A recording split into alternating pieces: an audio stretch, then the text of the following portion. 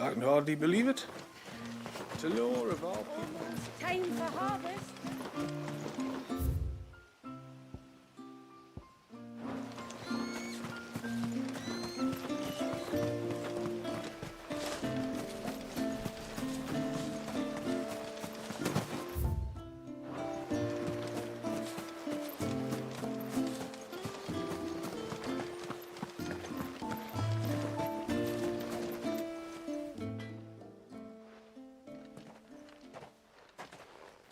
I spoke with Werder, but she couldn't tell me anything. Did you have any better luck? Nothing conclusive. But there was one thing. Blazir, the fisherman, told me that Talor had taken a sudden interest in the forest of late. He kept asking him if he'd seen anything unusual there on his way back from the coast, but never let on what exactly he was expecting him to have seen. The forest. Between here and the coast. Surely not. But then... I can't say for sure. But I think Talor's illness might have some connection to the Tomberries. You may have encountered them during your time here. The small, scaly beastmen. And you think they may have caused Talor's illness? I do. At least in a way. And if I'm right, it's no wonder the treatments I've been trying didn't work. Oh, I know it's a lot to ask, but would you go down into Father's Fell for me? There's an altar there. And if my fears are true, an offering upon it. What is going on here? Please. I'll explain everything when you return, but time flows fast. I beg you, make haste for Father's Fell and take the offering from the altar. Talor's life may depend on it. Very well.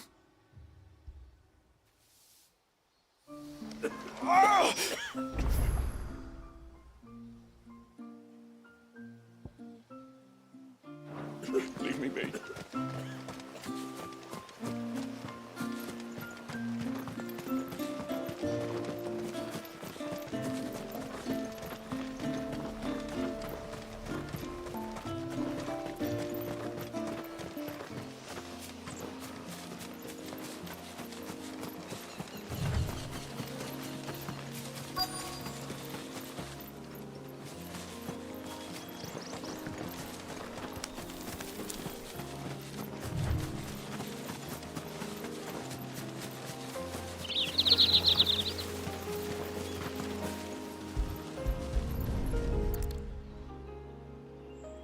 A bottle.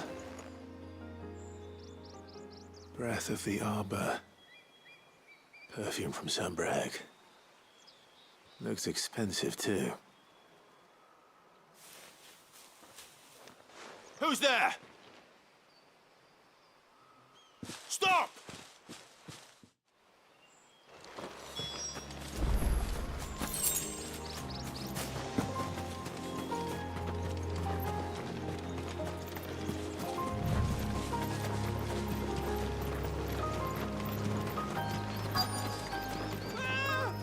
No! No! Hang on! I'm coming!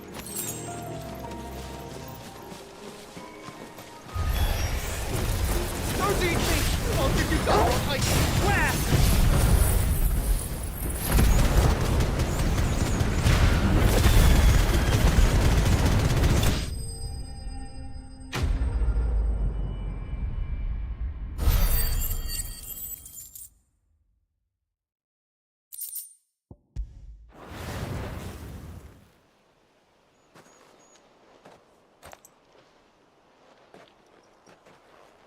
Are you all right?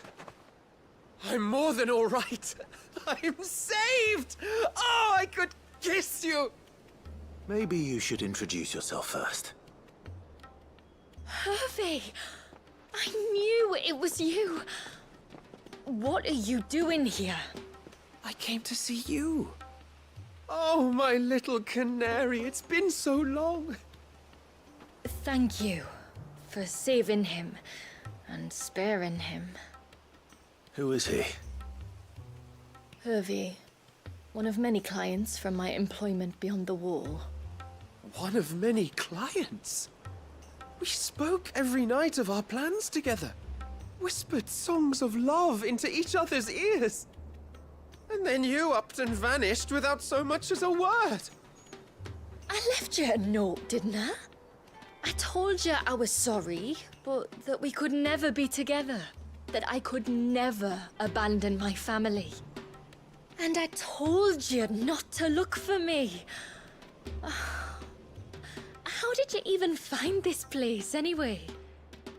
The flame of your love was as a beacon in the night that guided me to you. Hervé.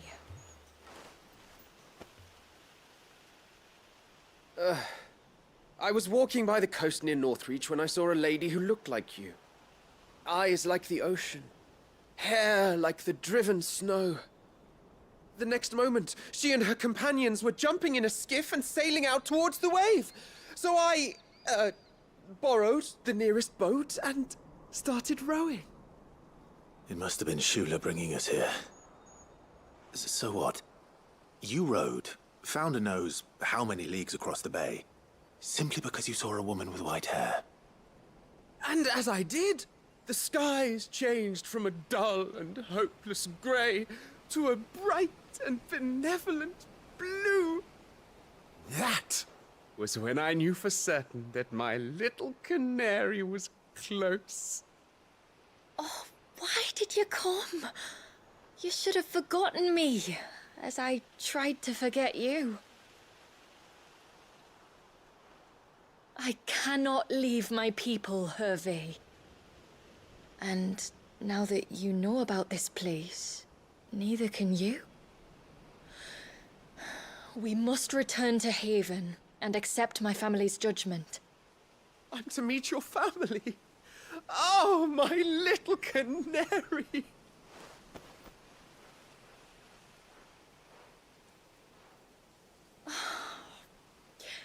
Please, come and see me later. You did as I asked, and you must be rewarded for it. But first, follow me, Hervé. To the end of the world and beyond.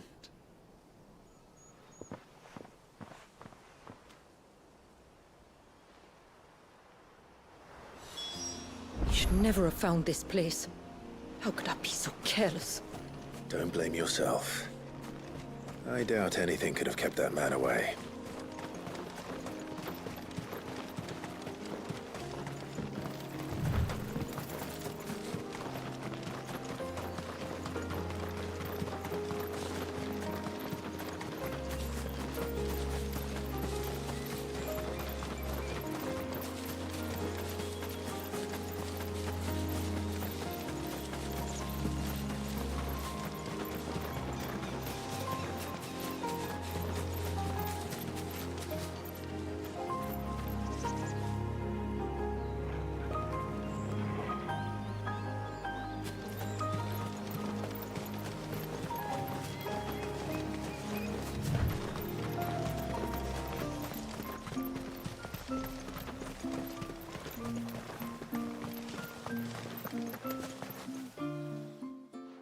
Forgive me. There's nothing to forgive. You two met at the Vale, I take it. When I worked there, yes. To earn the coin that my people need to survive. Though Mysidia is our sanctuary, there are certain necessities that it cannot provide. And for that reason, some of us seek employment beyond the wall. Yet few are the opportunities for followers of a strange faith in a strange land. And so you supported your family as best you could? I did. And I have never regretted it for a moment. I found a second family in the Vale. And in the Dame, a second mother. I also found Hervé. But our love could never be. I knew that if I revealed my secret to him, I would be putting my people in danger. But that if I did not, I would be living a lie, unable to return home. What will happen to him now? Since our people settled in Mysidia, uninvited visitors have been few and far between, but not unknown. Explorers, survivors of shipwrecks, none lasted long. I see. That was before my time, you understand? I've never had to make a decision like this before. Ymila, know that I do not blame you for any of this. It was me who decided to make the trip to shore. Me who exposed our secret. This was my mistake, and I shall bear the responsibility. Thank you, tributary. I only beg you to remember that Hervé means us no ill will. He's just a fool. A fool who loves me. I will take that into consideration. But yours is not the only voice I must listen to. The whole family must be consulted, and it may take time for me to arrive at my decision. I hope you understand. Of course, tributary. However long it takes. Come what may, I thank you, my lord, for bringing us back together.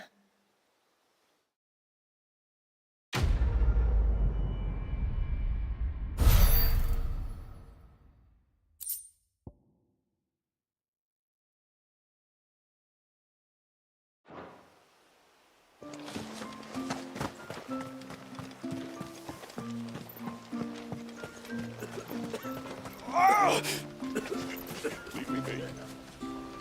Let me go. Let me go.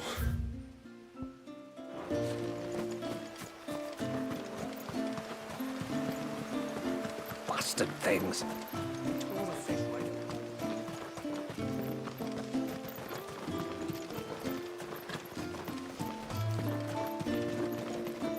And once everyone left me. Peace.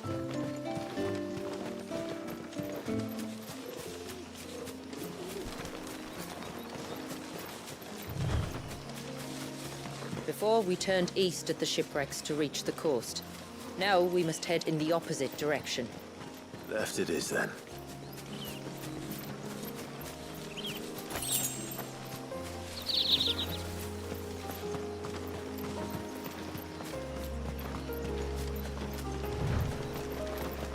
If there's one thing I know about beastmen, is that they love to hide in the dark.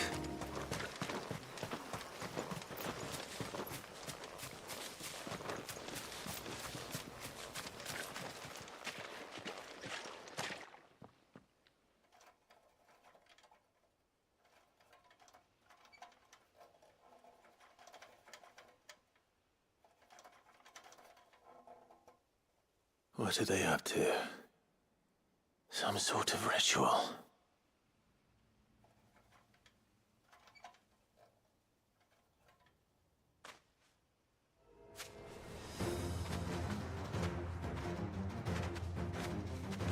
Sorry to disturb you.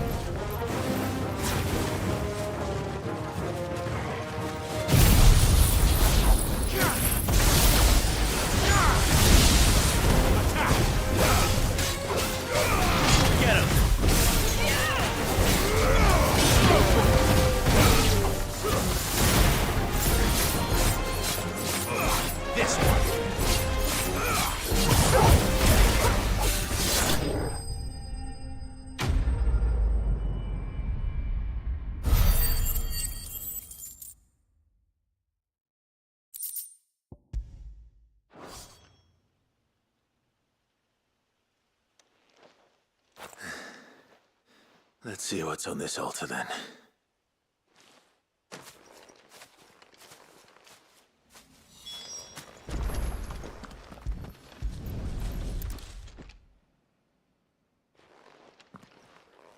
A silver chain. I doubt the Tombries made it. This must be what Fennec was talking about.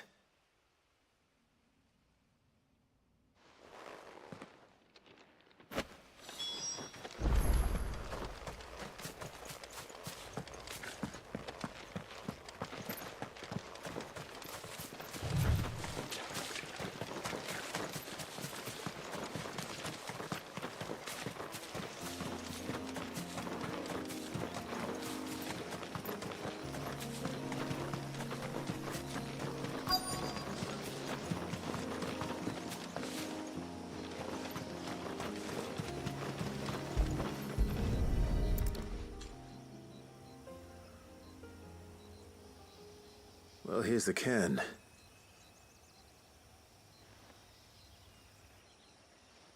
But no sign of Nasef. To the riverbank, then.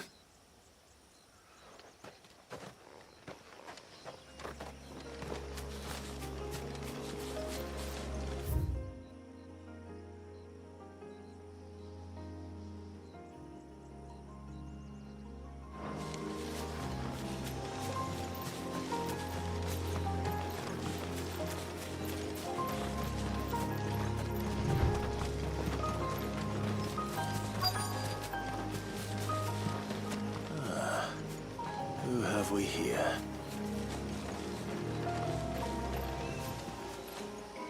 I'm looking for a man named Nasef. Aye, I know him. Takes care of the cans. Wait, you didn't think I was him, did you? Sorry, mate, I'm just out to gym myself a few ibexes. What do you want with the lad, anyway? His friend, Katav, asked me to look for him. Apparently he ventured out to work on one of these cairns and didn't return. Well, that is a worry. You're a hunter, yes? You must know the woods as well as anyone. Can you think where he might have gone? There's a bridge further down the path. Blasted thing got washed away a few moons back. Our carpenter only recently had time to rebuild it. But if I remember rightly, there is another cairn on the far side. Maybe he decided to visit that one while he was here. Maybe. It's worth a look, certainly. Thank you. Don't mention it. I'll keep an eye out too. Perhaps he just got delayed or something. Let's hope so.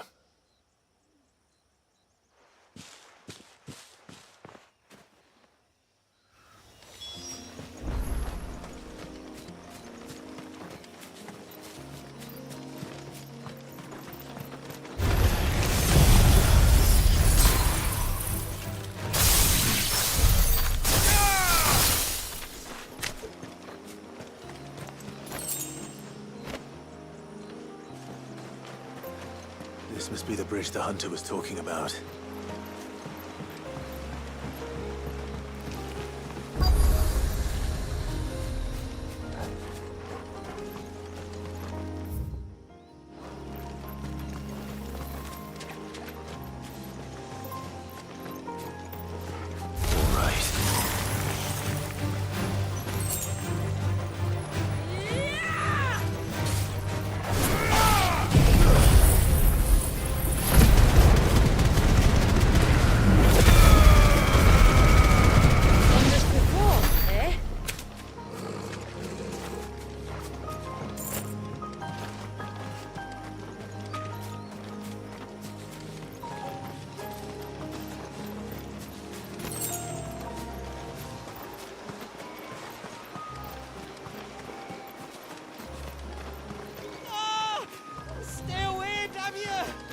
Hold on! Get him! He's off. Vogel, kill! Get him!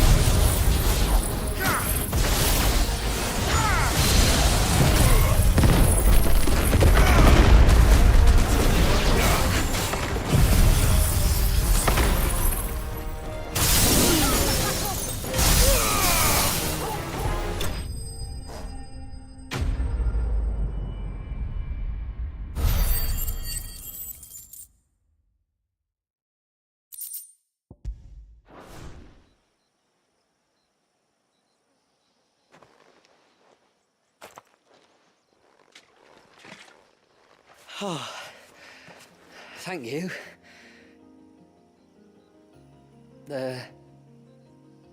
I'm the tributary's guest. And you must be Nassef. I am?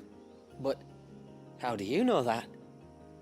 Your friend Katav asked me to look for you when you didn't return. I'm sorry. I was so focused on attuning the cairn, I didn't see those creatures come until it was too late.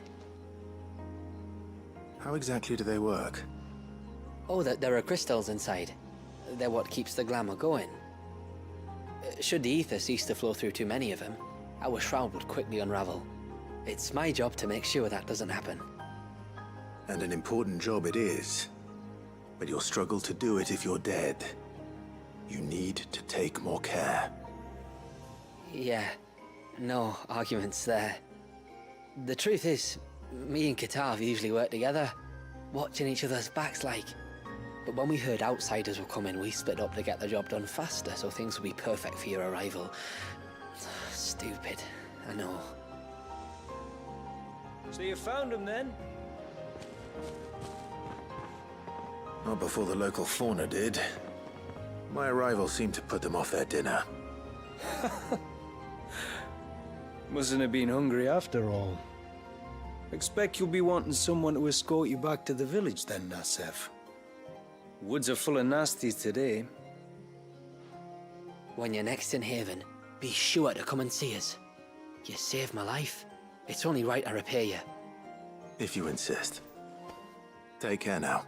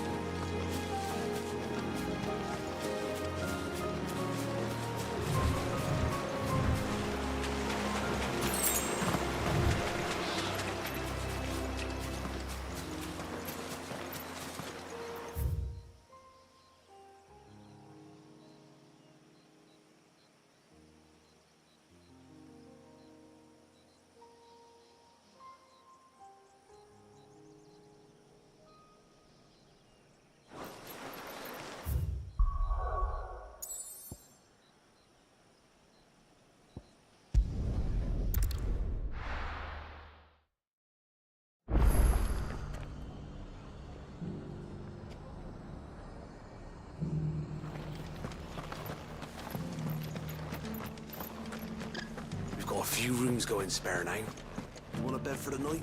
You speak to Martha. I remember you. You're the one who saved Whiteheart. How's the old girl doing? She's very well. Thank you. Oh, don't thank me. You're the one who saved her. Anyway, what brings you to the rest today? I was hoping to purchase a Mimit gourd. And I thought you might be able to tell me where I could find one. Oh, reckon I could do better than that. Just so happens, I've got a whole carload of the blasted things. Not a buyer in sight. Really? Aye, you'd be doing me a favor taking a few off my hands before they turn to mush. But just be on the lookout for wild birds, eh? Don't want them chasing after you like they did me. I will. And thank you. Oh, you're very welcome. Any friend of Whiteheart is a friend of mine. And in times like these, friends have got to stick together. We certainly do. Northreach, then. Wouldn't want to keep Mander's father waiting.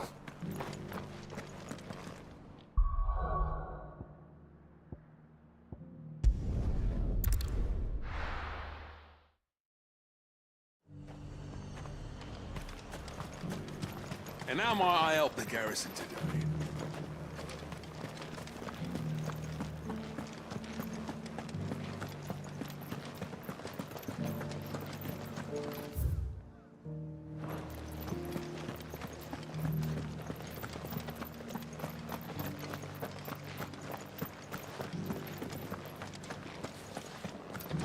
Haven't seen any of those beastly blue-eyed...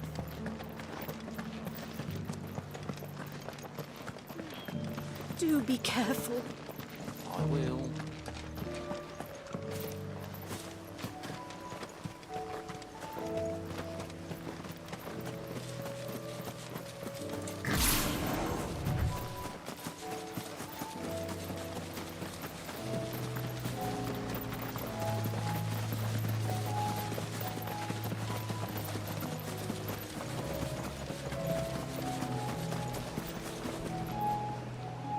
Ah, there you are.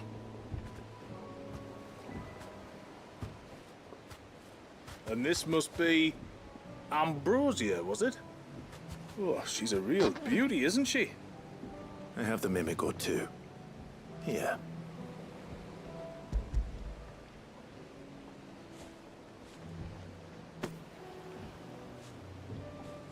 Thank you kindly. Soon as she's gobbled this up, we'll set sail. We're going to take a little trip across the bay now, Ambrosia. Don't worry. You'll be all right.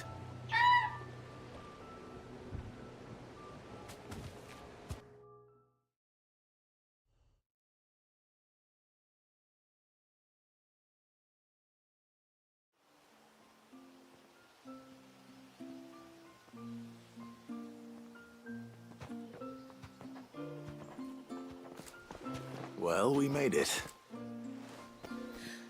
You did and all?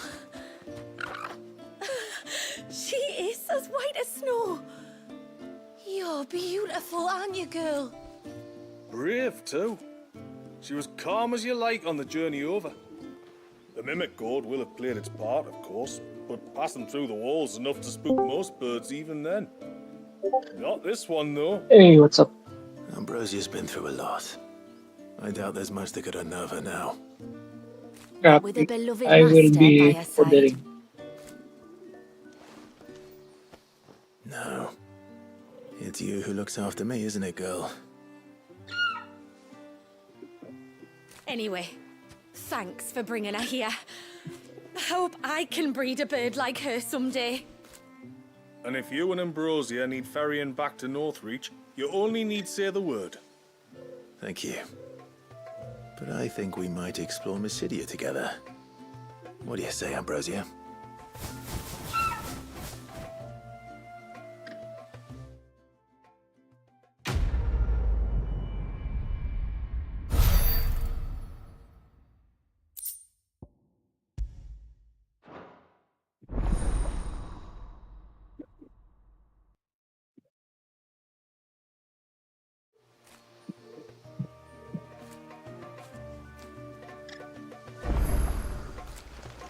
I thought I'd lost you, but you saw to it. Thank you. Nasev told me everything. If you hadn't got there when you did. Oh, it doesn't bear thinking about. All that matters is that you're safe. Far be it from me to tell you how to do your jobs, but don't go alone again.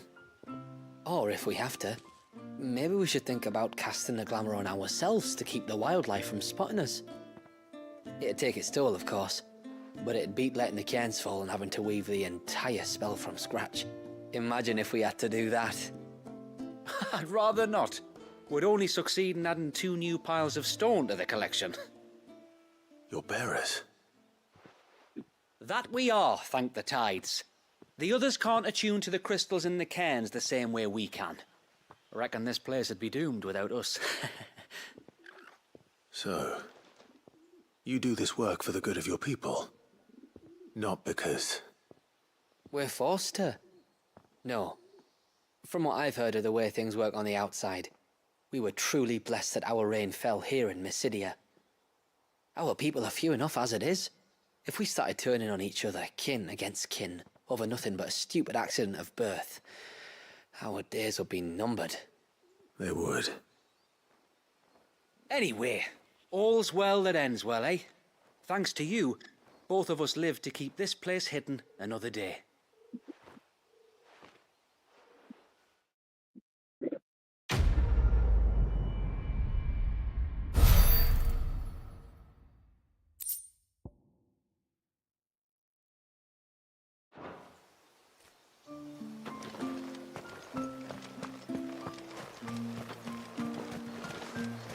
bastard things.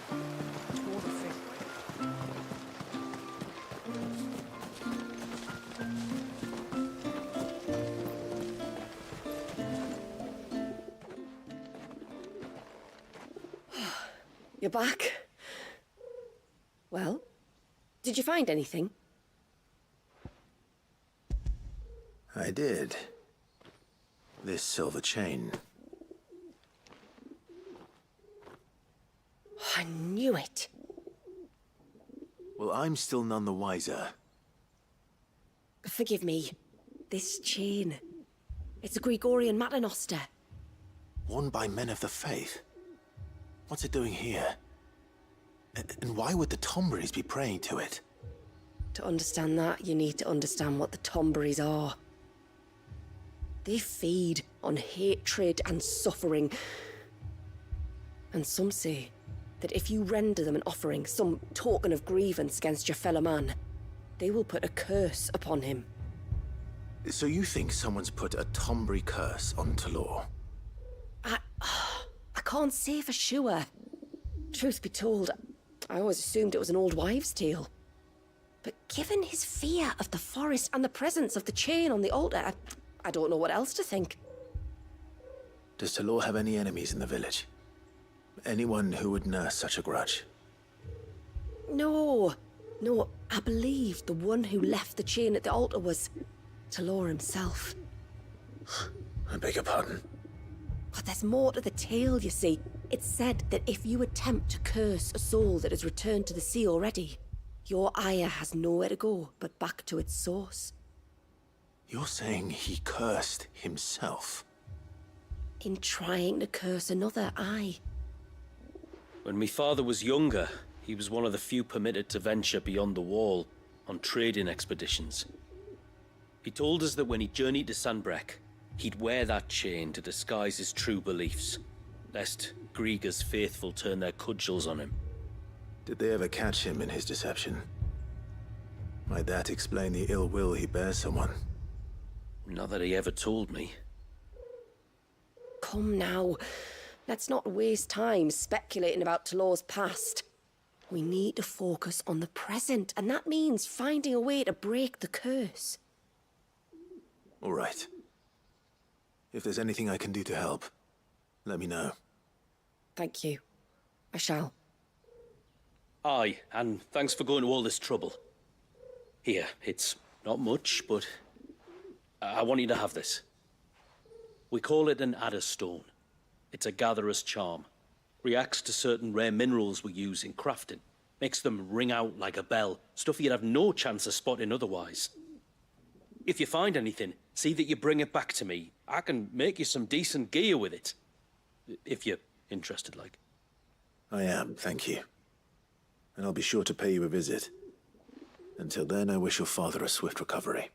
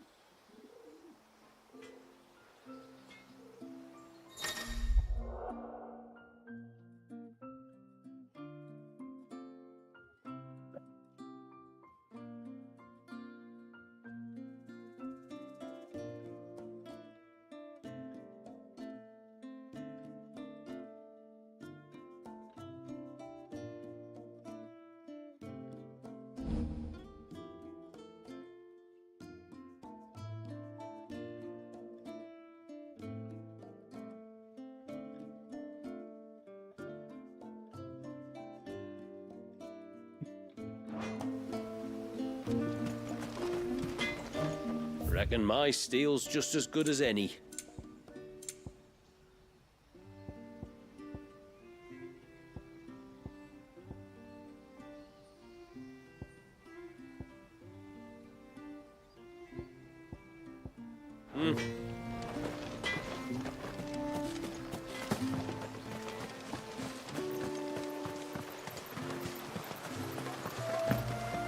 blasted things.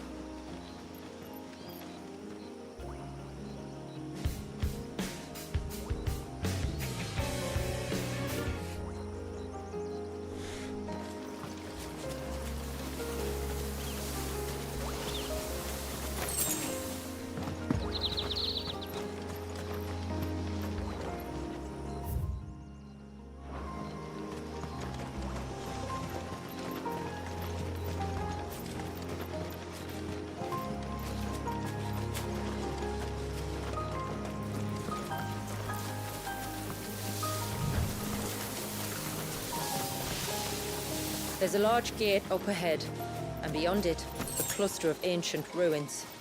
The temple, or the Heir of Hours as my people call it, can only be reached by passing through them.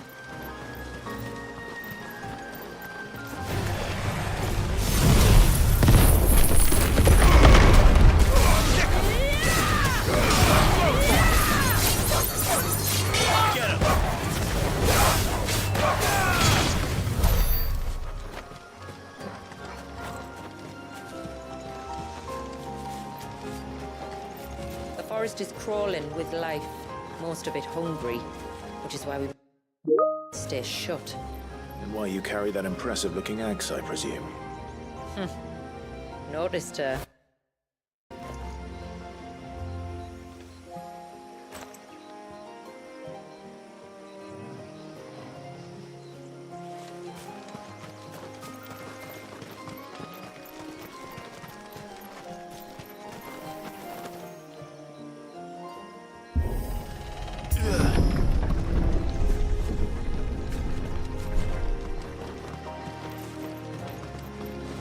The temple is up there.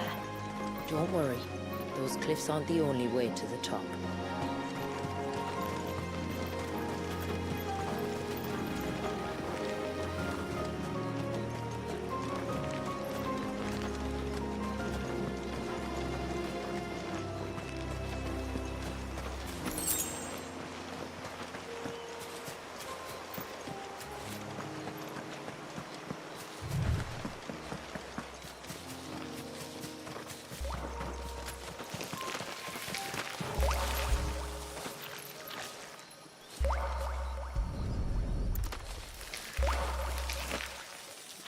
This is the mineral Bernard was talking about.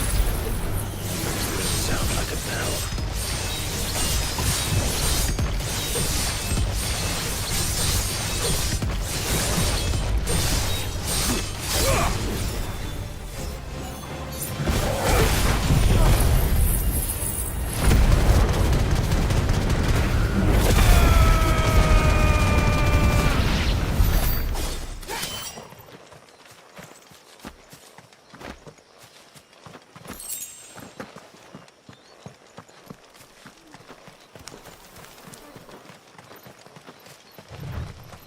Are these the ruins?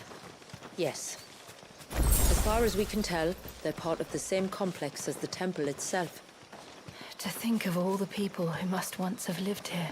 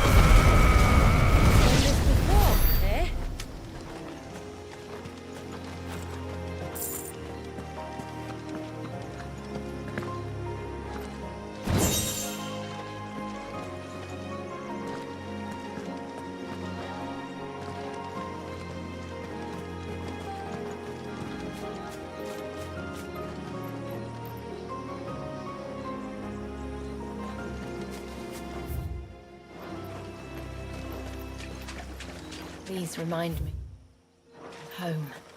You're from the north, then? Yes. And no. I see.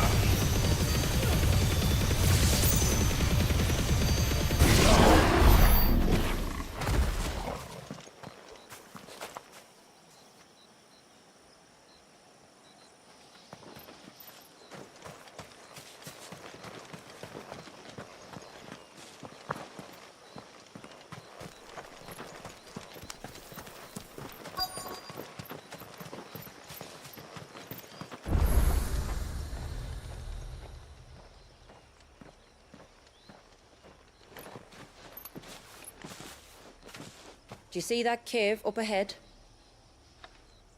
Whoever lived here carved a flight of stairs into the stone within. A way to the top. And whatever it is that awaits us there.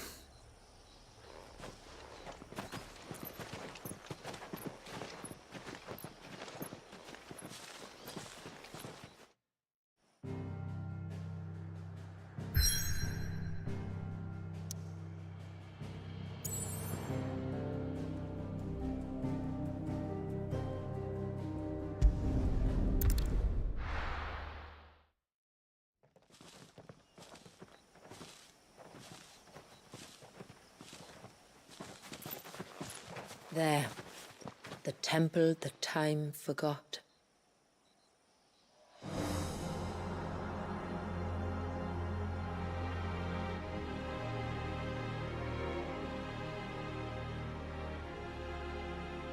the Varys inside? Yes. You can see the spell's path from the nave.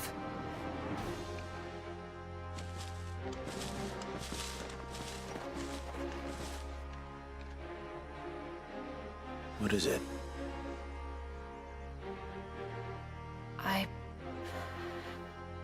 I don't know. It's probably nothing.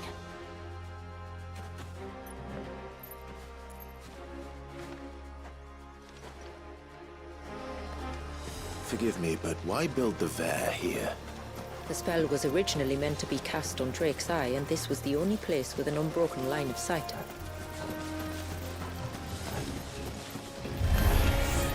The Tonberries like to think these ruins are their own. They look none too pleased to see us.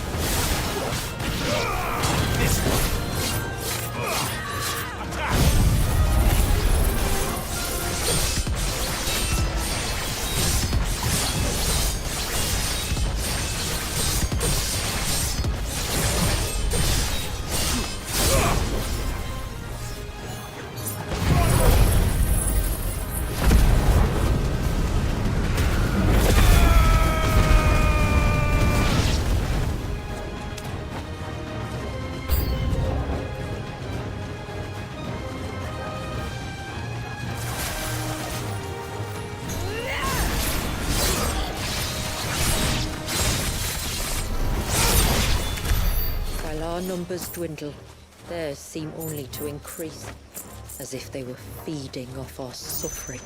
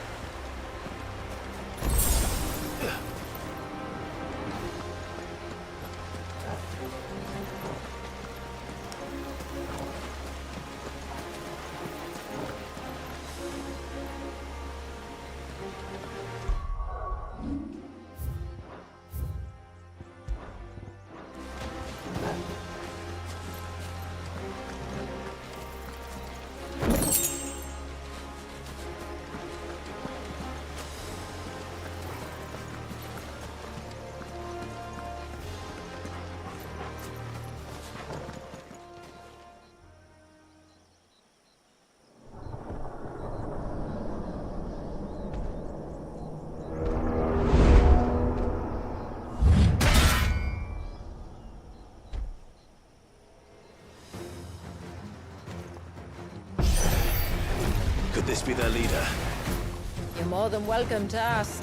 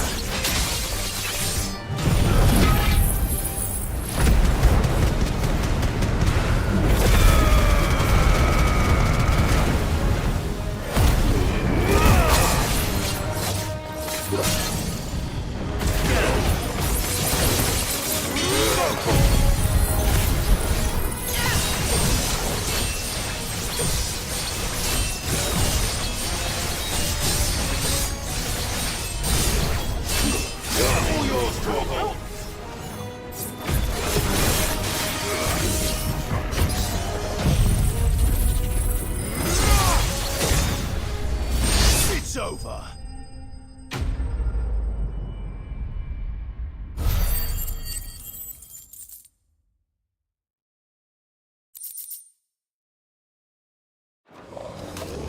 That could have been worse, I suppose. Aye, well, if the forest's taught me anything, it's that there's always something worse.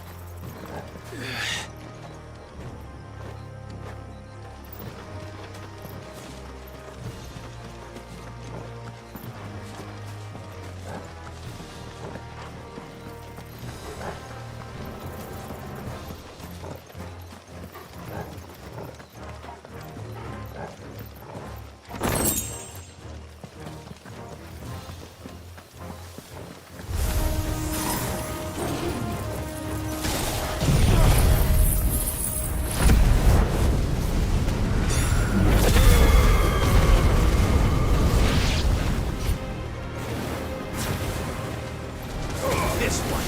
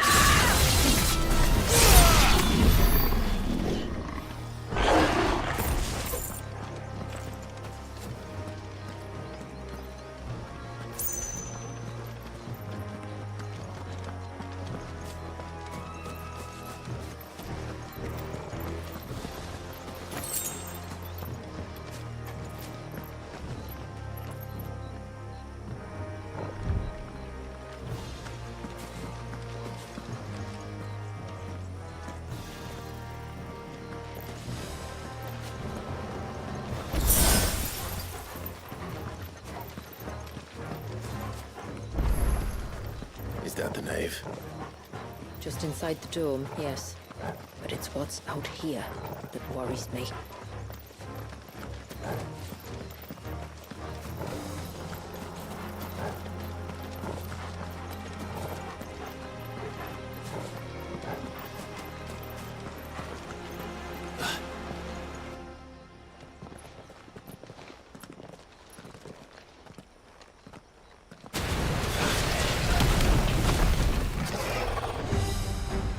There I was thinking they'd all migrated south. The weaker ones did.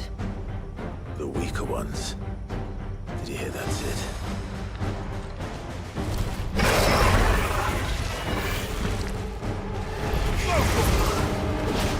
Nice try.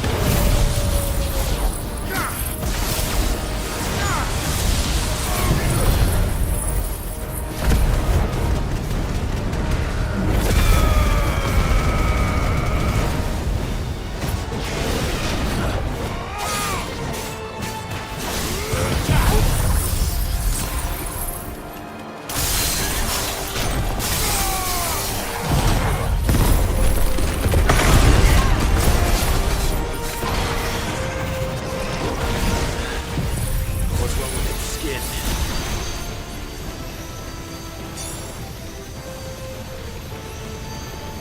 You don't want to be around to find out. Get back. Nice try. I always hate this part. It'll be over soon enough. Get ready.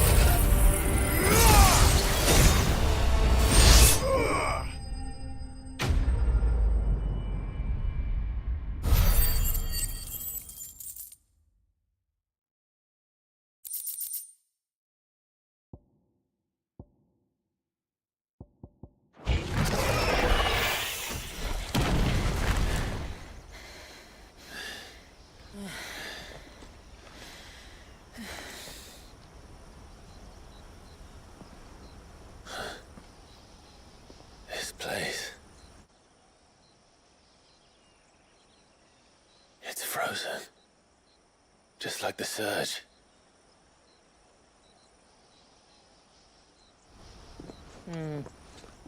Another of my ancestors' sins. Shall we?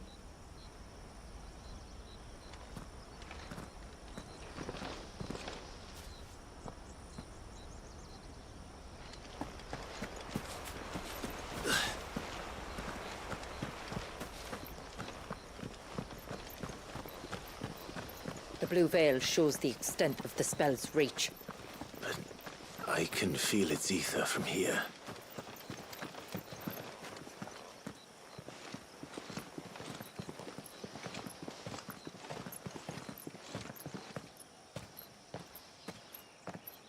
Shula, wait. Before we cross the threshold, I'd like to know a little more about how these magics work. I assume we'll be safe from their influence. We won't grind to a halt, if that's what you mean. The spell only affects the things that were present at the moment it was cast.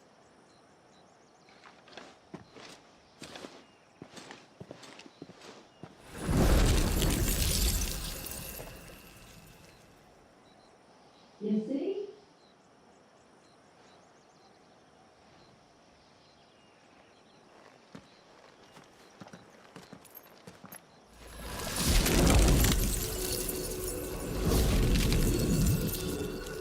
But if we can enter, that means other things can as well. Like the ones we saw on the way here. And worse, probably.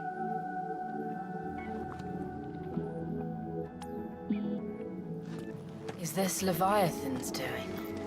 Well, it certainly wasn't ours. When he realized my ancestors were attempting to cast a spell from here, he made to destroy the temple. And almost did by the looks of it.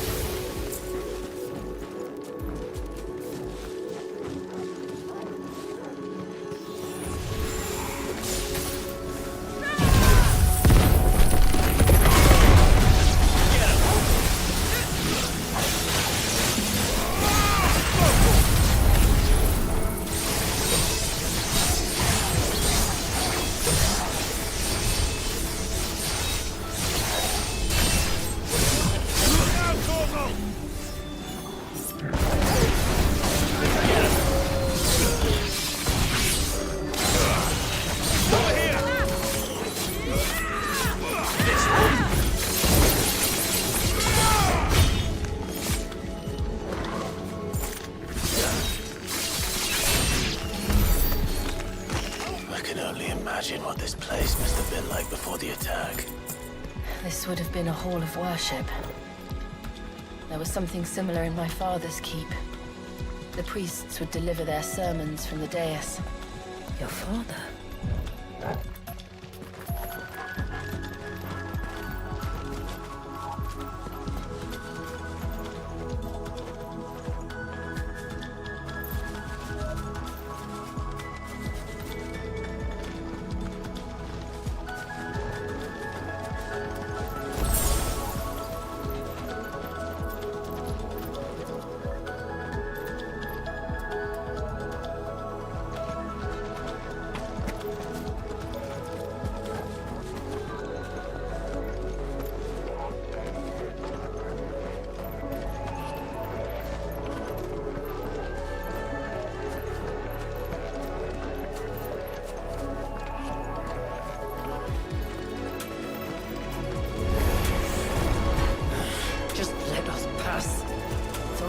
We'll get through this.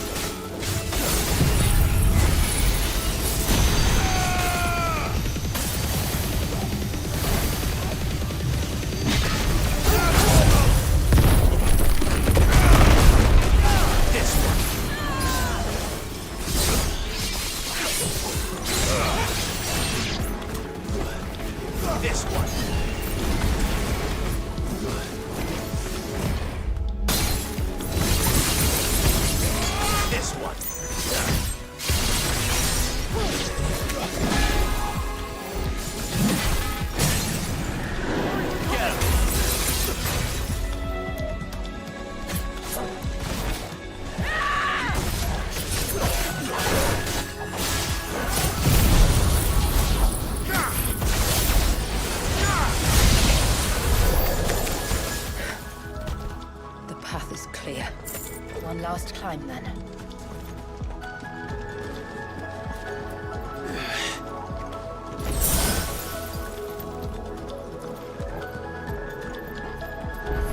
The fair.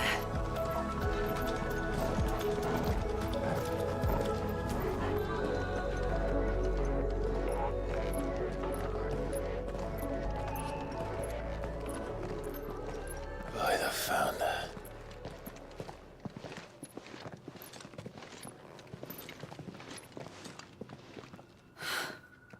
Just as I thought. Jill, does this ether not feel somehow? Familiar, yes. I sensed it the moment we arrived, though I wasn't sure until now. You can feel it too, can't you, Clive? She's calling us. You don't mean the witch? I do. Though she was more than that. Much more. She was a dominant. A dominant who once commanded the icon that now resides in both me and Clive. Of course. I don't know why I didn't see it. Who else would have the power to freeze time? None other than Shiva herself. But for her ether to endure after all these years, it's almost as if...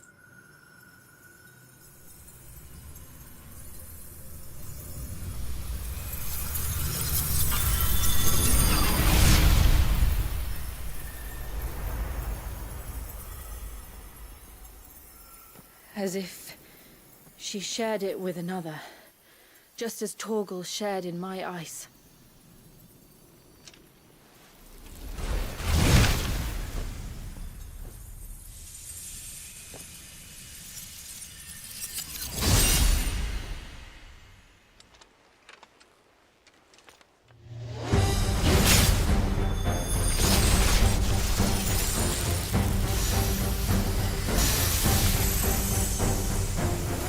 Shiva's companion. Though something tells me he's not as friendly as ours. My ancestors never warned us about this. It wasn't that new for them. I doubt they even knew it existed.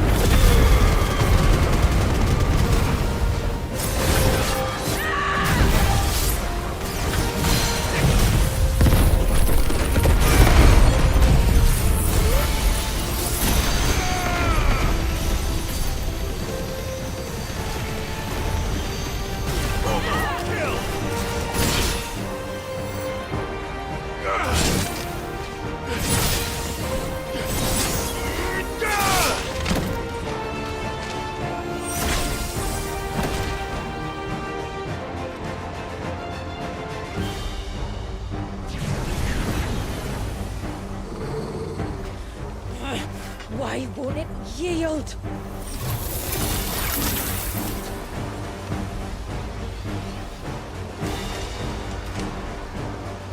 Because it would sooner die than fail its mistress.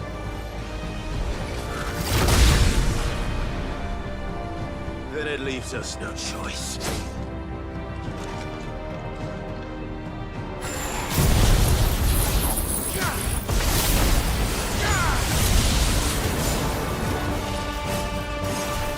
Nice try.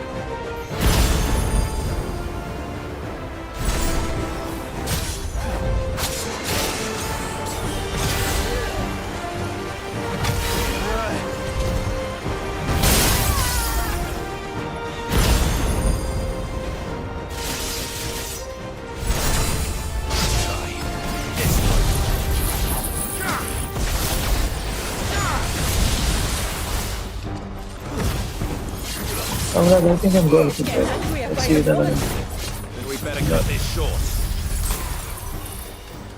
Adios.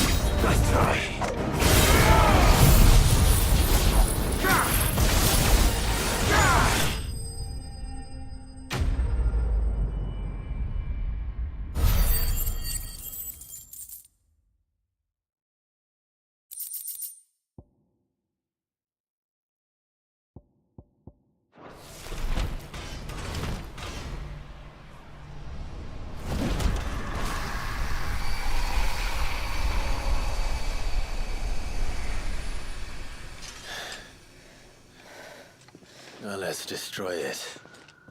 And put an end to this. Wait. The spell must be weakened, not undone. Isn't that what we came here for? Did you ever stop to wonder what might happen to the tidal surge if I unraveled the whole spell at once? I didn't think so. This is going to require a bit more finesse. From wind and light, water and earth, let the silent pall of mine ice.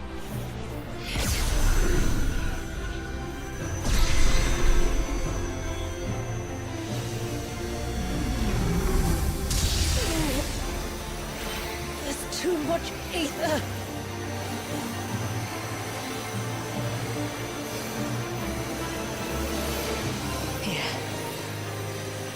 Let me help.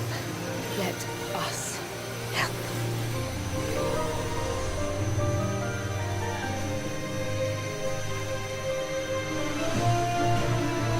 Almost.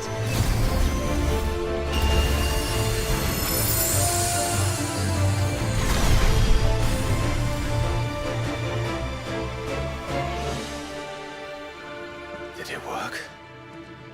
I think so. The thread connecting this place to the child should be broken, meaning Walyas should finally be...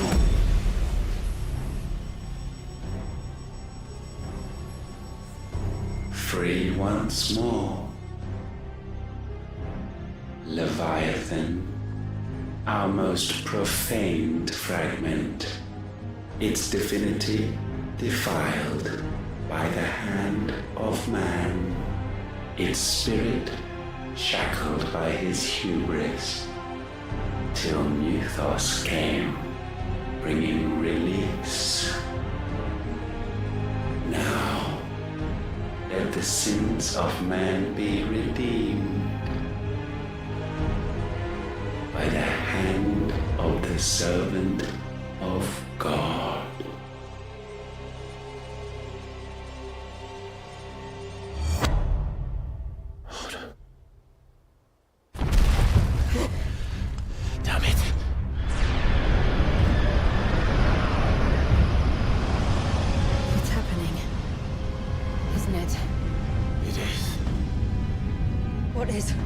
What's going on?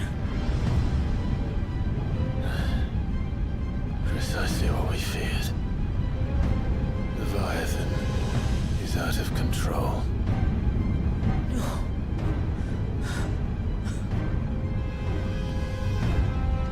Don't despair. This isn't over yet. You should head back to the village and get everyone to higher ground. As for the rest,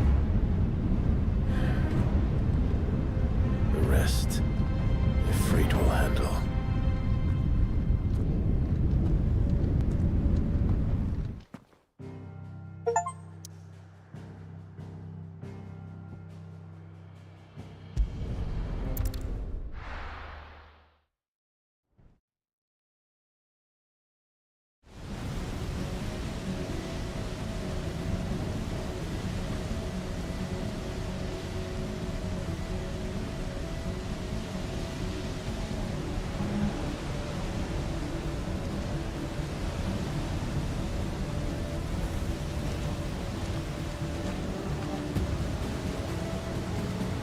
After 80 years of imprisonment, I'd be angry too.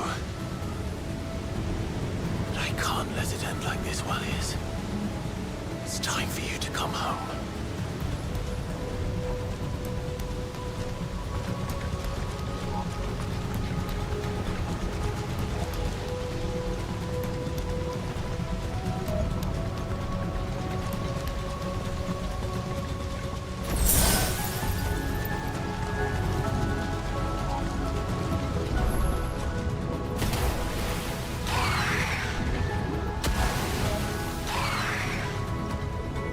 Playthings.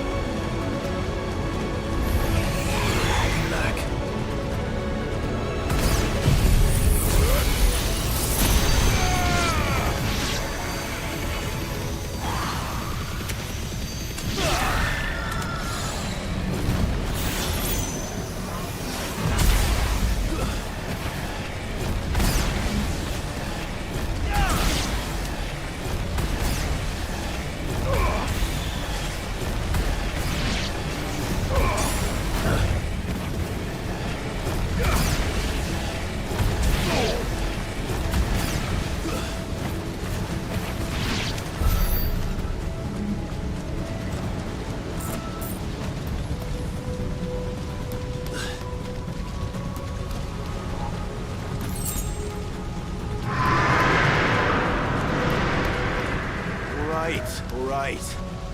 I heard you the first time.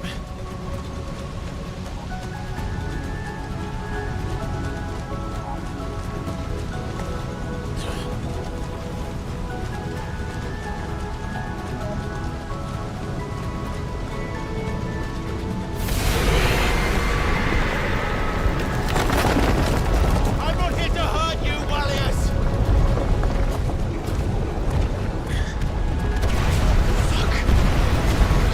That was too close.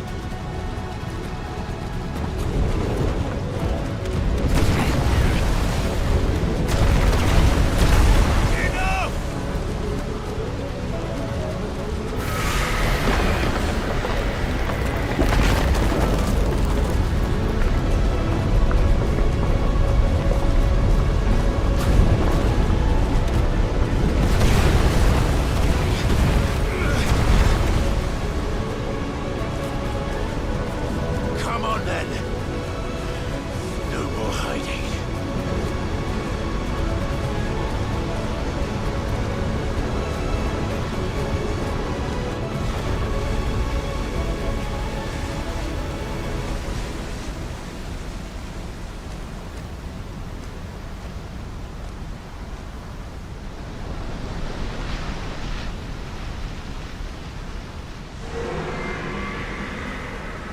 Wallius!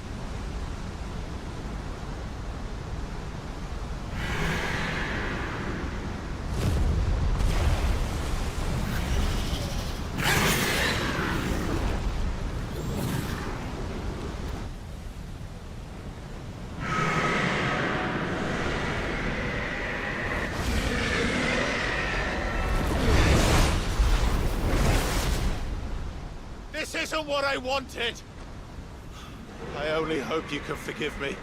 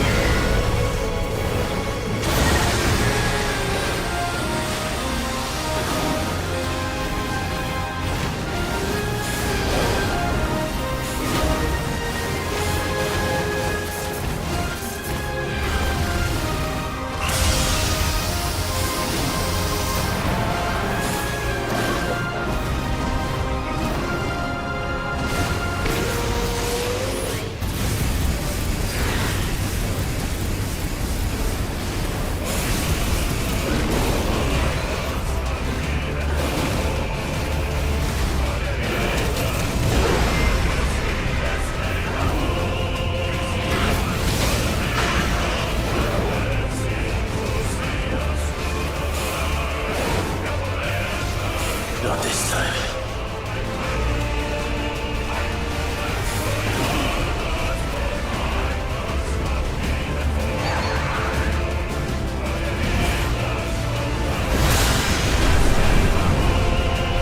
If that's what you want.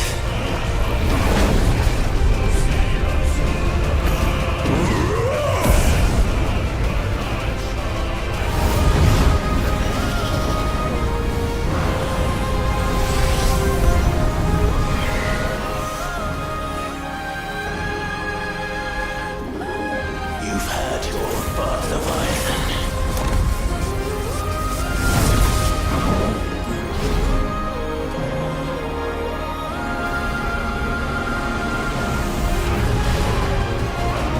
It's time you went back to sleep!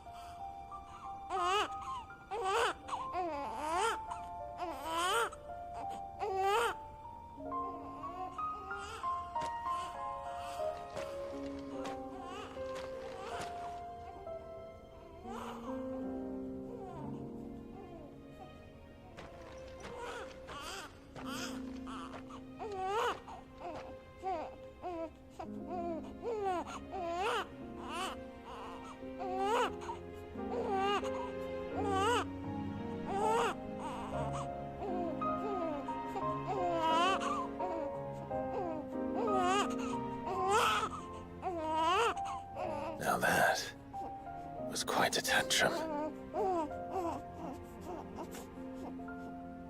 Clive! Where is he?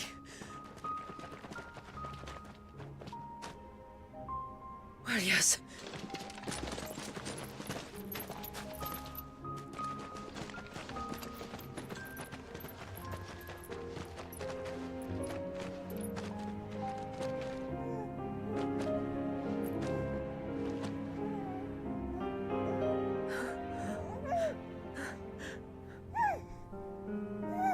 He's adorable. He is now. But did you see him a few moments ago? Clive, I don't know how to thank you.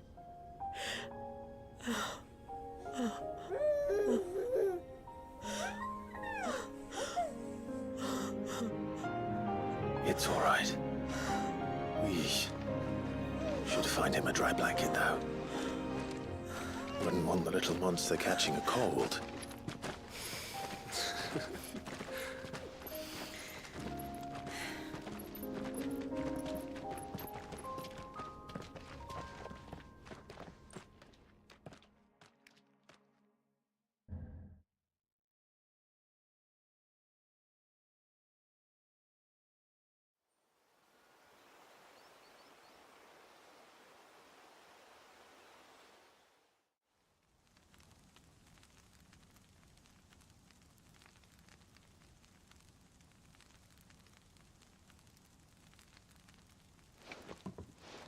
There.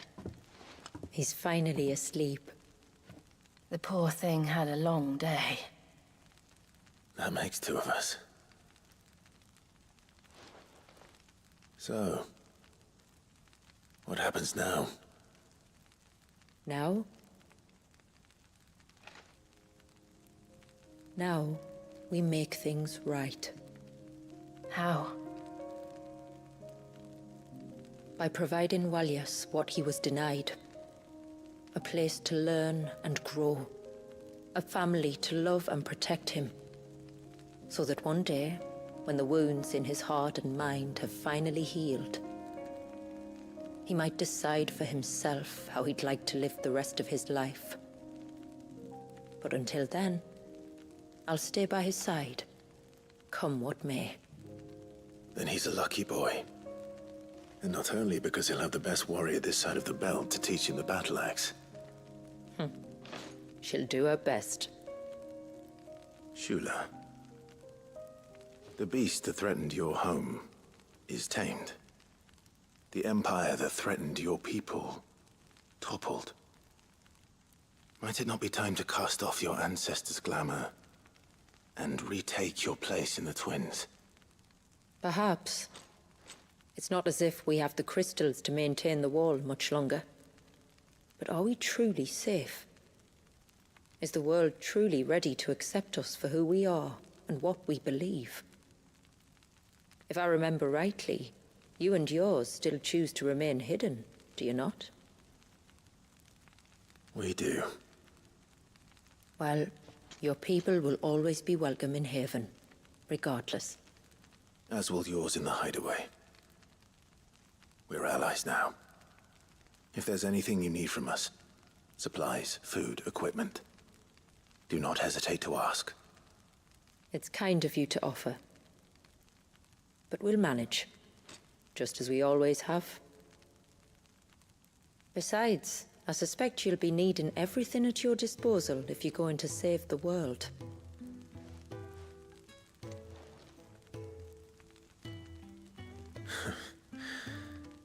I fear much of it is past saving. The best we can do is strive to turn what's left into a world where we can all live as equals.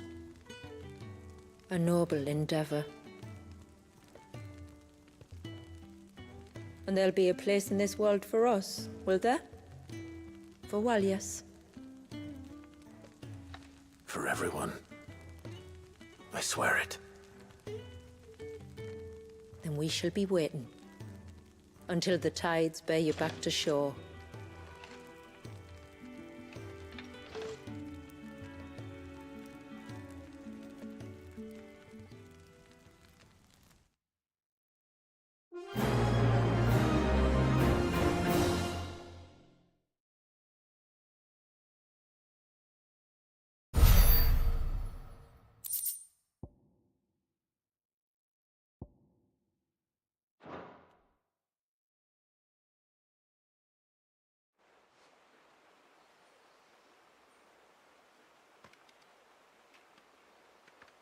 Do you think he'll be all right?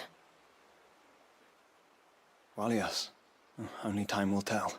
But I can certainly think of worse places to spend one's childhood. The Moats of Water are a fine people, and they will take good care of him.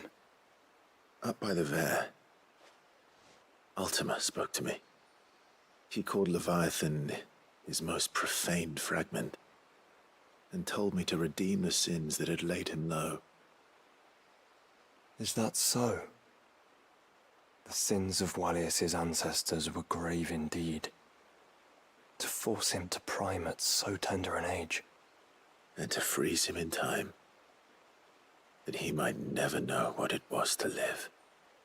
Yet I doubt either of those crimes was the source of Ultima's displeasure. It was that the Icon's power had been put to another purpose than the one he intended. To him, Leviathan must have seemed an aberration. Could that be why Ultima made no attempt to lead me to him? The fear that this profaned fragment might corrupt his vessel somehow. Perhaps. Or perhaps he simply deemed Leviathan surplus to requirements. having concluded that his vessel might be made to serve his purposes without the full sum of his power. His purposes. There's no escaping them. Even here. Hidden away in Mysidia, the blessing of the crystals proved nothing but a prison. A prison into which Wallius was born, and from which freedom is hard won. If the world doesn't change, if we don't change it, he'll end up suffering the same fate as every dominant who came before him. Then we must change it. That we must. And we shall.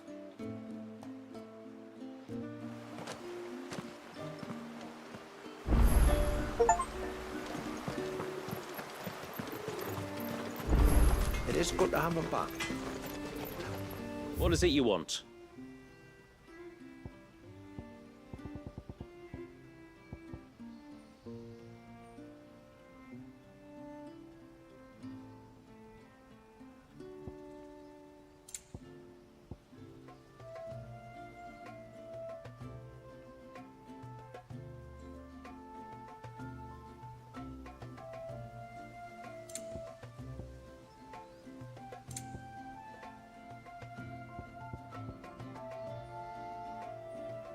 Till next time, then. My friend, I have news. I think I might have found a way to break Talor's curse. Go on. Well, after listening to the village elders and scouring every likely-looking tome in the library, I learned that not all Tombries are the same little green menaces we know and loathe. Apparently, a chosen few live to incredible ages and grow to many times the size of their counterparts. The folktales hold that it's the very eldest of these, the Tombury kings, who weave the curses, and that their magics bind their victims to them, that they might continue to feed on their pain. So if we slay the one that cast the curse, the feeding will cease. But that was my thinking, yes. Though I doubt it'll be easy. These kings are not just bigger, they're stronger too. And if the tales are true, their followers will defend them to the death. It is a perilous proposition, in short. But it may also be Talor's only hope. What say you? I'll do it. Even if killing this king doesn't break the curse, Mysidia will be a safer place for its removal. Thank you. So then, where will I find it? That, alas, I do not know. It must have woven the curse at the altar in Father's Fell, but as to where it is now... Fannet, you were the one asking about Tonberries, right? Because there's a whole bloody army of them out on the cloak. What? But why would they stray so far? And why now? There's only one way to find out. I'll head up the mountain and see what's going on. Right. Thank you. And please, be careful.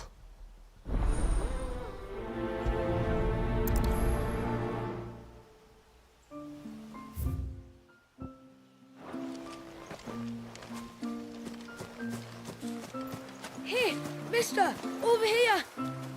Please, mister, you've got to help us. The village is in danger, and if someone doesn't do something... you should have seen it! Stop. Take a deep breath and tell me everything. Starting with your name. Sorry. My name's Eirik. When you went up to the Erevalvers with Miss Shula, well, I followed you. You could have been killed. Lady Shula told us you lot were great warriors, so I thought I'd be alright if I stayed close like. But then I lost track of you in the woods, and that's when I saw it. Saw what? A great, big, dripping, drooling monster. Spitting out great spouts of water it was, that were tearing up the ground and cutting down trees. Spouts of water. I don't recall saying anything like that in the forest. Well, I did, and I don't ever want to see it again. You'll get rid of it, won't you? All right. If this creature is as terrible as you claim, it could well pose a threat to the village. I'll see what I can do. Thanks, mister. It was over by the Swift one that I saw it. Maybe it's still there. Then that's where I'll start my search. But this time, you're going to stay here. Understood? I wouldn't go through those gates for 1,000 gil. Not with that thing out there. Good luck, though.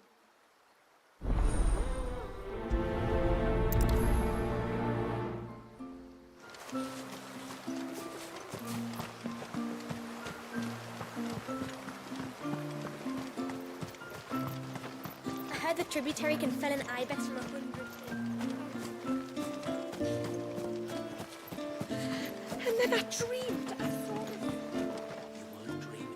My lord, might I have a moment of your time? I would beg of you a service. Certainly. What is it? It's a long story. But before we get to that, would I be right in thinking Lady Shula told you about the witch from the north? Yes. She said that your ancestors found her here, and that it was she who taught them the spell to stop time. She was like Walius, you know. A dominant. The Warden of Ice. My great-grandmother suspected as much. She cared for the poor woman when the end was near. And it was she whose duty became to attend her grave. A duty that was passed down to me. I see. And the service you would beg of me? Well, until recently, the path to the grave had long been blocked by a fallen tree. But when our woodsmen finally found time to move it, we quickly realized it might have been better had they not. On trying to clear the rest of the path, you see, we discovered that a flock of bloodthirsty beasts had claimed the cliffs beyond. None of us was a match for them. But you, my lord, have proven your strength many times over. Would you drive them away for us? Of course. I'll see the path is made safe. Thank you, my lord. The grave is in a place called Witch Drop. To reach it, one must turn left at the Winged Wains, then follow the path around to the right, deep into the forest. Why so far from Haven? It was where she lived. When our ancestors first came to Mysidia, they found her there, in an old abandoned village, and it was her heartfelt wish to return there in death. So when she passed away, my great-grandmother had a stone erected for her on the cliffs overlooking the place she once called home. How thoughtful. Well then, no time like the present. Left at the ships, then round to the right, you said. Just so. Thank you once again, my lord. I will join you at the grave anon.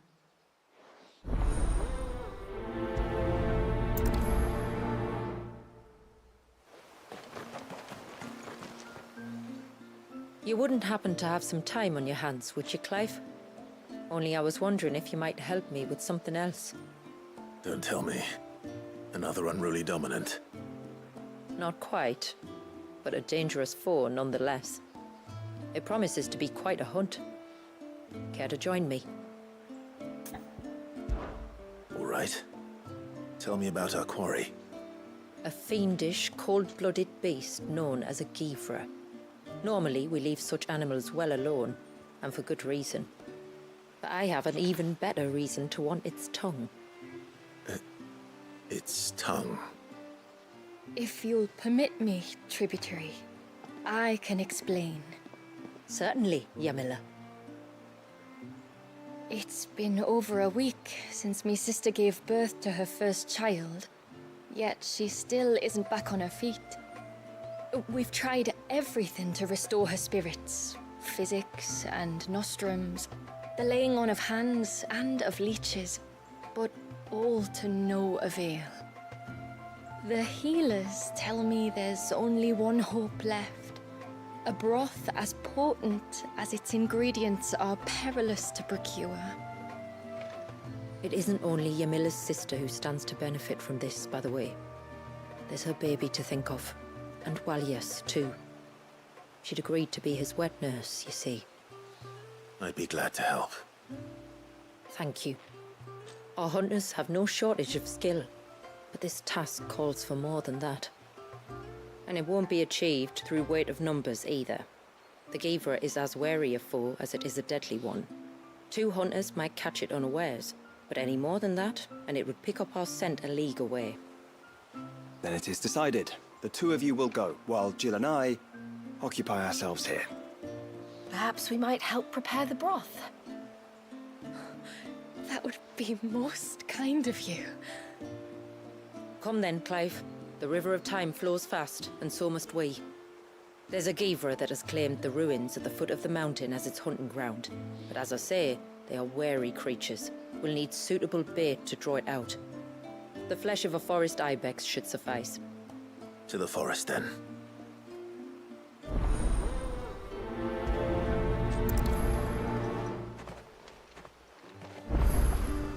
There's nothing a Givra loves more than a fat haunch of ibex. There speaks the voice of experience. Do you hunt often? Since I was a girl, my father would take me. Then after he returned to the sea, Yamila's father. Our families have always been close. Even if her sister wasn't Walias's wet nurse, I couldn't stand by and watch her suffer.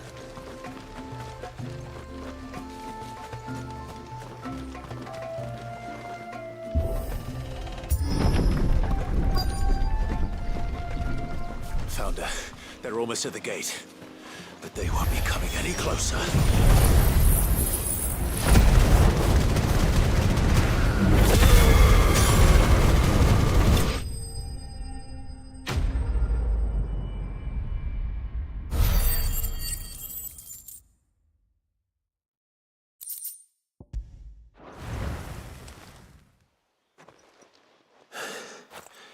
That should buy Haven some time at least. Clive, are you all right? Fine. We've taken care of the immediate threat. Thank the tides. I was worried I was going to lose you both. Talor, he took a sudden turn for the worse just after you left. What? Is he? No, he's hanging on. I fear the Tombury King may have begun the cursing ritual again. In earnest this time. And I can't imagine there being here as a coincidence. I think it might be happening on this very mountain. If it is, it won't be for long. Get back to Talor. I'm going up. My thanks. I shall pray for both of you.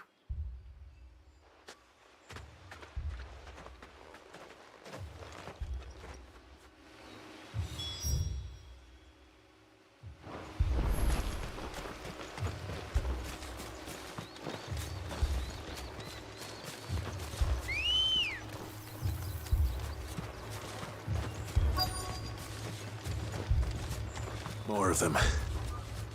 Come on, then. I crave an audience with your king.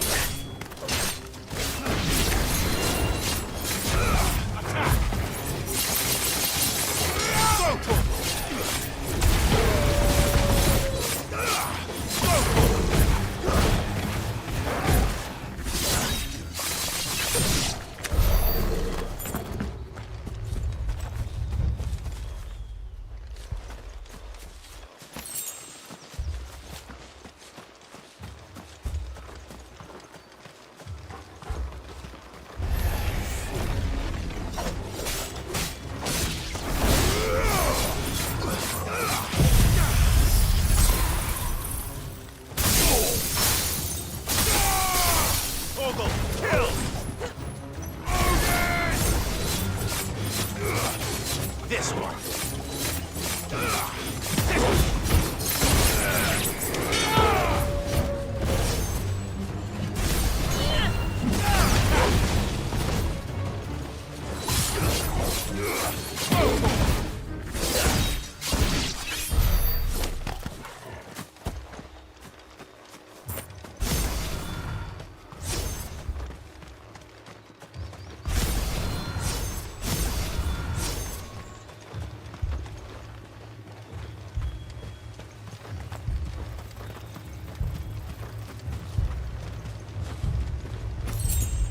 another group. They don't look very regal.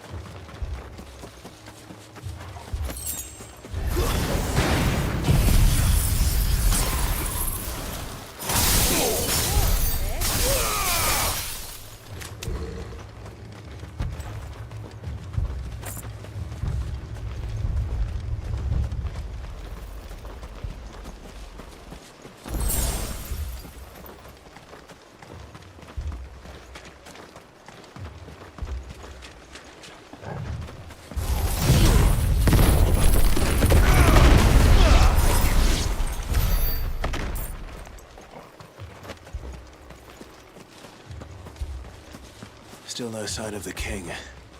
Could Fanad have been wrong?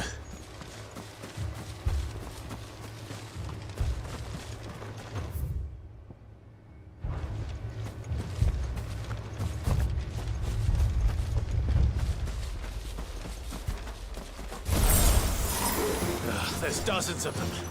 The king must be close. We'll have to take care of his followers first.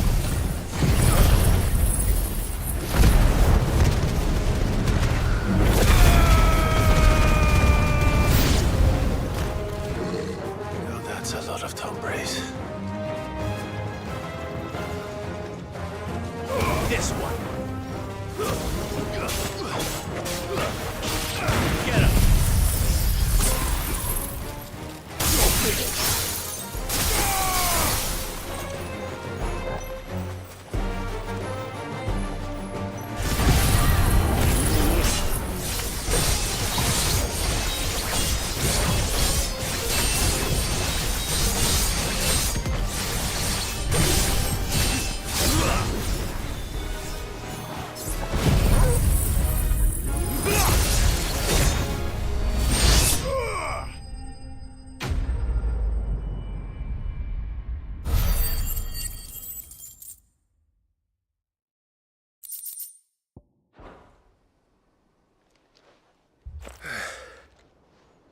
Looks like that's the last of them.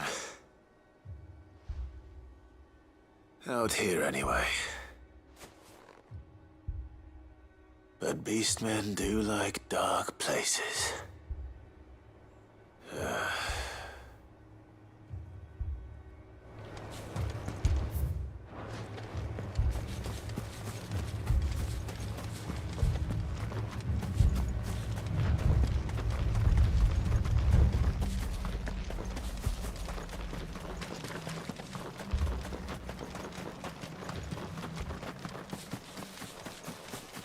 Well, I'll be damned.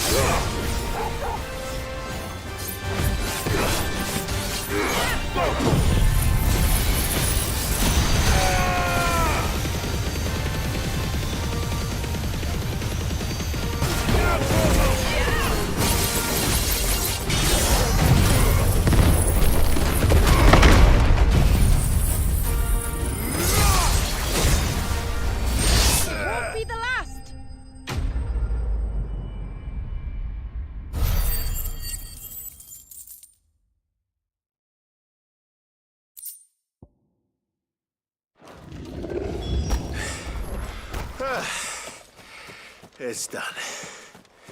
Which means the curse should be broken. Let's see how Talor's doing.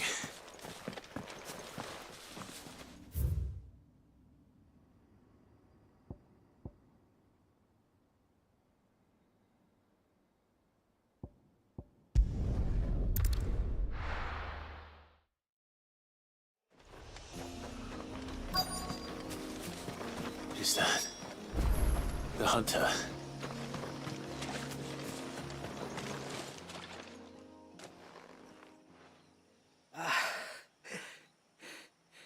It's you. Nasef's savior. Are you all right? What happened? I was tracking an ibex when a great spout of water struck me square in the back. Sent me flying all the way across the clearing. Did you see what made it? No. All I heard was a noise. An ear-splitting din.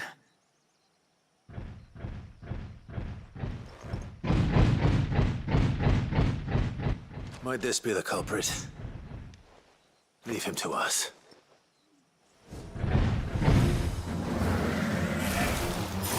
You've caused enough trouble. Nice try.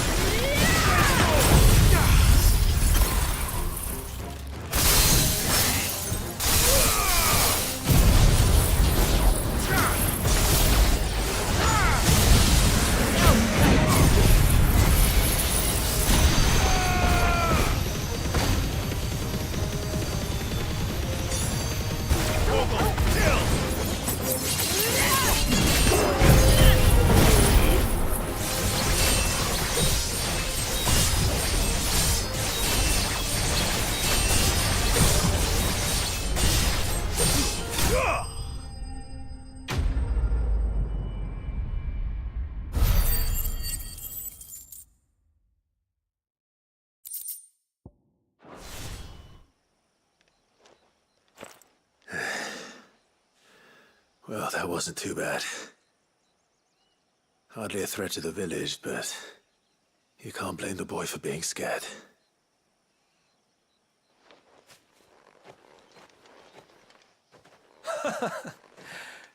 You made that look a lot easier than it was. Do you think that was the beast which attacked you?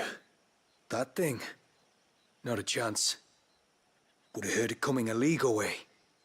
And the blast of water that hit me was beyond anything an Archelon can manage. Oh. A boy from the village sent me in search of a beast that could conjure such things, but...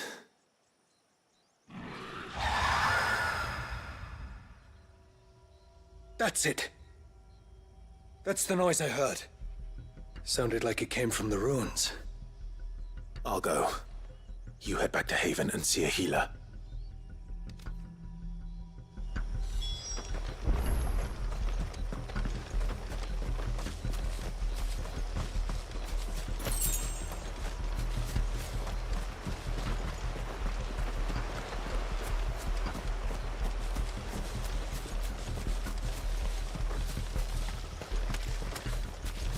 Yours won't be friendly.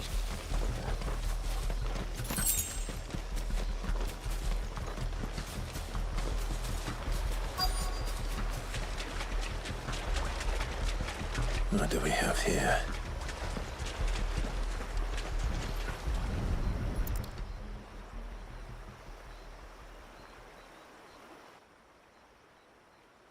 Found her. Something's been busy. Whatever this creature is, it's out for blood.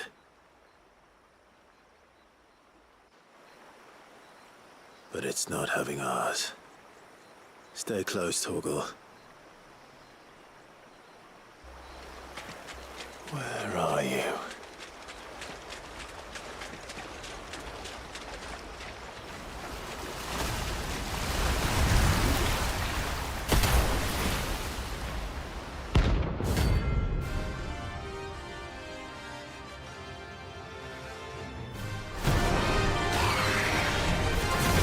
A fragment of Wellius' rage. I should have known.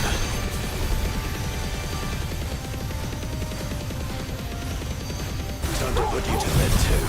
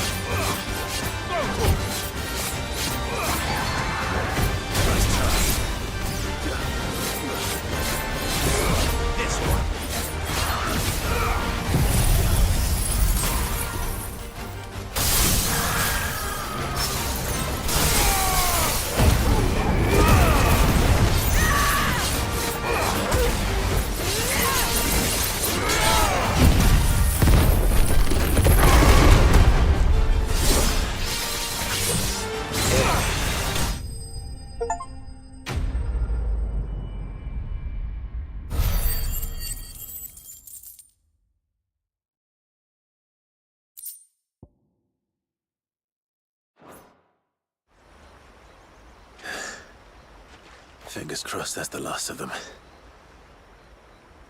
Either way, I should let Eirik know that...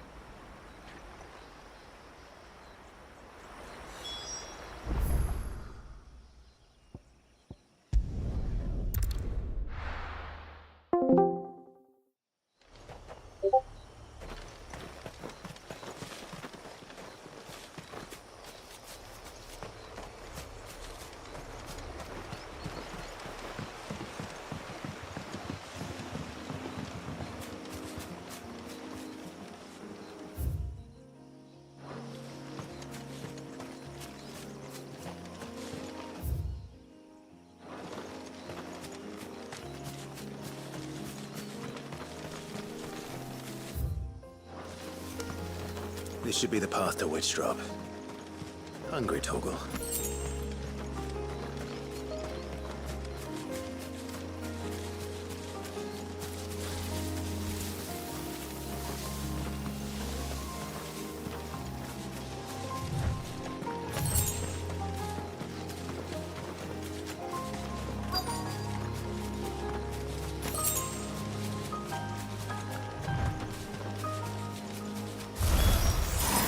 Here's our welcoming party.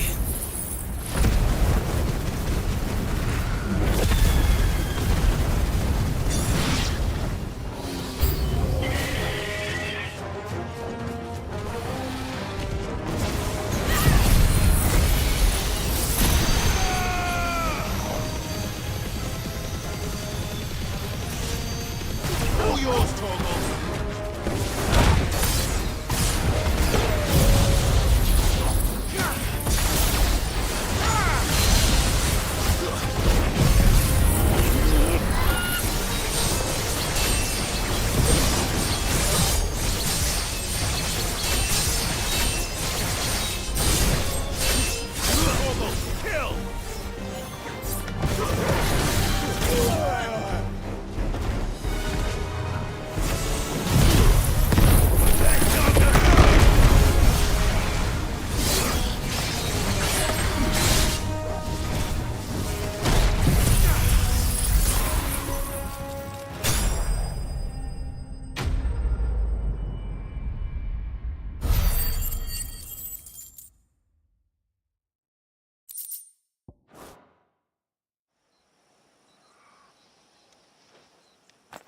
Looks like that's the last of them.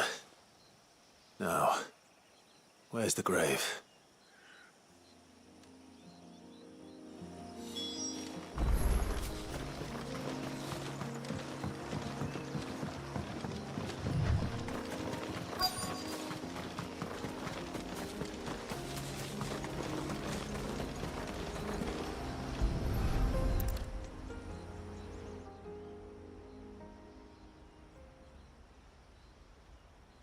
This must be it.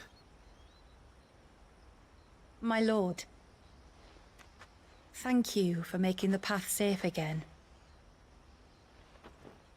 Ise. Was that her name? Yes. Hardly the most fitting tribute for a dominant, is it? A rough-hewn stone with naught but a given name engraved on it. But my ancestors had only been here a matter of weeks when she passed. Every day was a struggle to survive. They had neither the time nor the energy to devote to a more elaborate memorial. Yet they spared what they could to grant her wish, that even in death she might continue to watch over her home. She lived down there then? In the ruins? That's right. They were once the living quarters for those who served up in the temple. When the Northern Thanes sent her here to weave her spell, this was where she and her retinue stayed. There were priests, handmaidens, and a knight sworn to shield her from harm. Of course, they were all gone by the time my ancestors arrived, fled or dead in the Western Wars. All except Ise, who remained till the end. Alone. Indeed. At least, that is the story as it's been handed down in Haven. But there is an epilogue to the tale. One known only to Lady Shula and myself. Some years after Ise's passing, you see, my grandmother came here to tend the grave, and found a stranger kneeling before it. A knight, dressed head to toe in plate.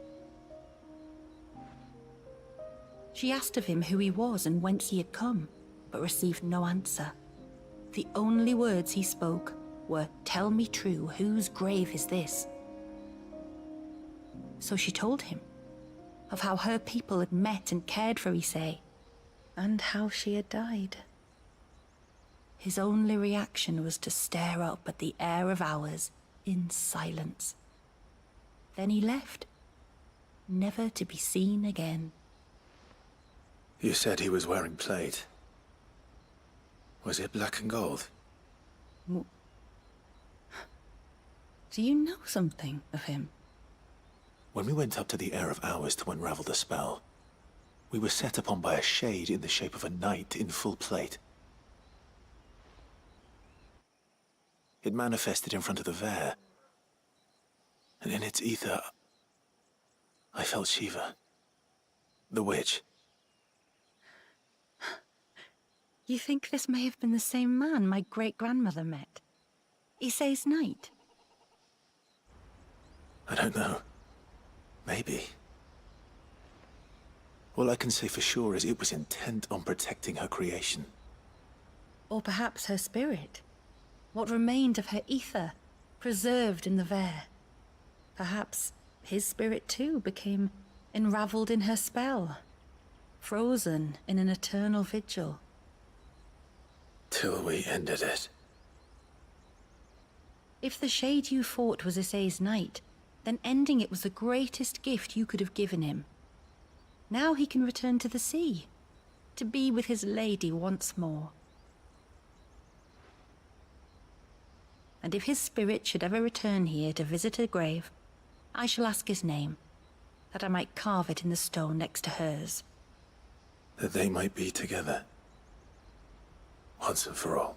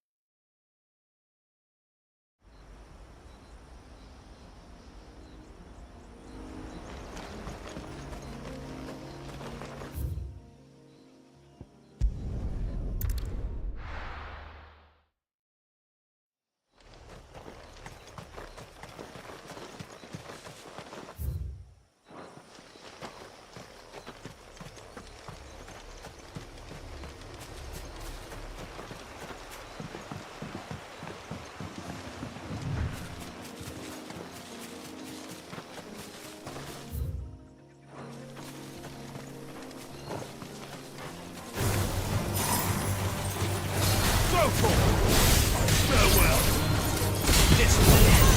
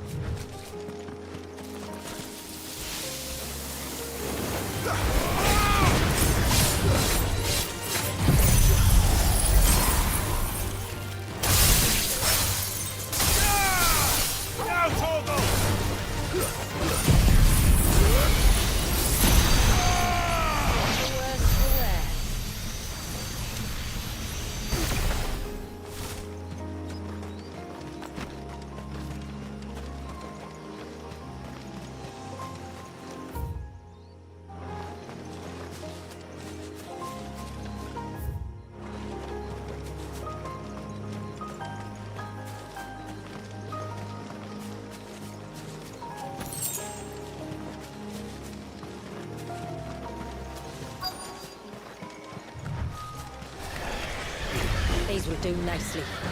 This one.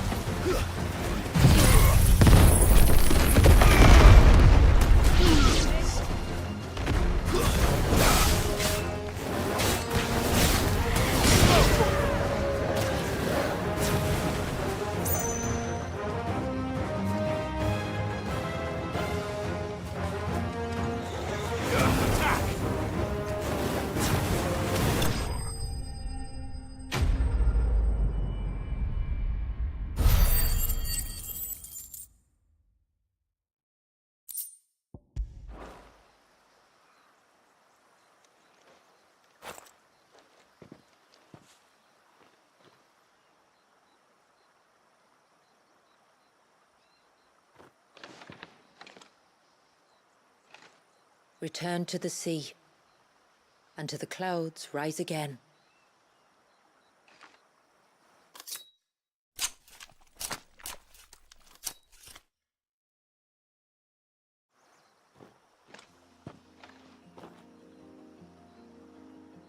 We have our bait then. What next? Next, we pay a visit to the Dark Gate to pick some local weed. It'll help disguise our scent.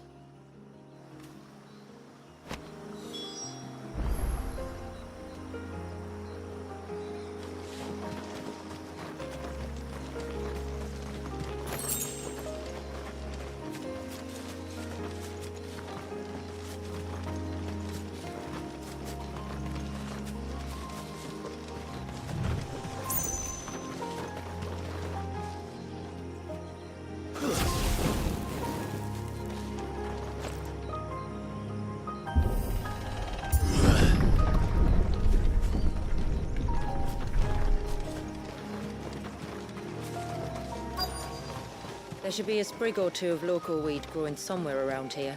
Look for the golden leaves.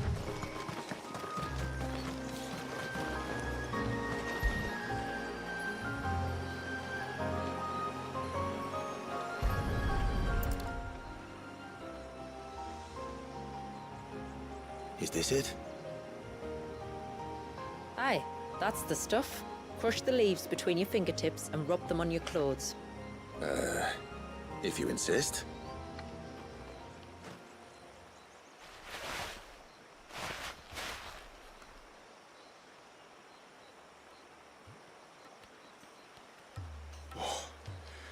You could have warned me about the smell. Like corruption, isn't it? We'll have an honor guard of flies before long. But it'll stop the Givra from noticing us. Its nose will tell it we're nothing but a feast for worms. Oh, I feel so much better.